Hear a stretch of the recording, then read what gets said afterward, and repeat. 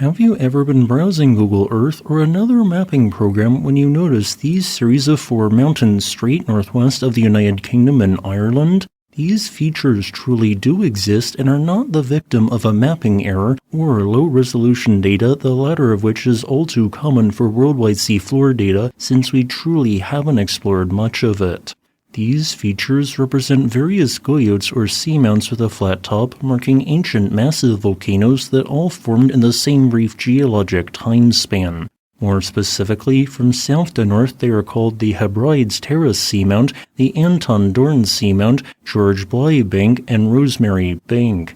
However, there are actually 3 largely forgotten points here that rise above the ocean surface to form an island at low tide, which is the case at Helen's Reef, or small islands at essentially all times, which is the case at Hasselwood Rock and Rockall.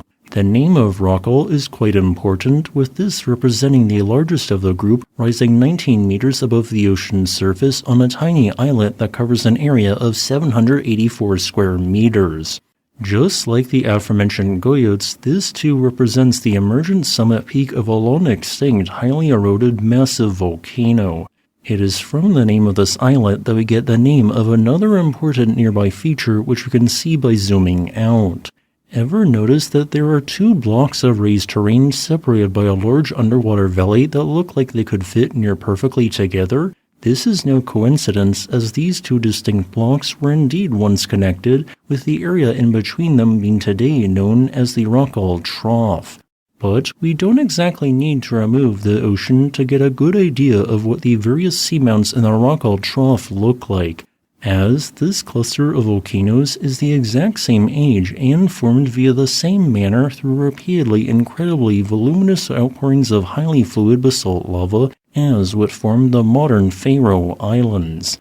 All of these comprise portions of a vast flood basalt province with some of the largest effusive eruptions of the Cenozoic being known as the North Atlantic Igneous province.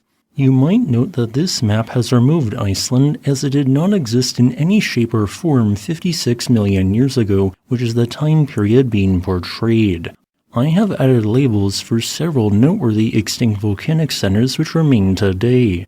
The total area of this province is 1.3 million square kilometers, and with a total of 6.6 million cubic kilometers of basaltic lava and associated magma being in place, the average point in this province was covered by 5,077 meters or 16,657 feet thick of igneous rock.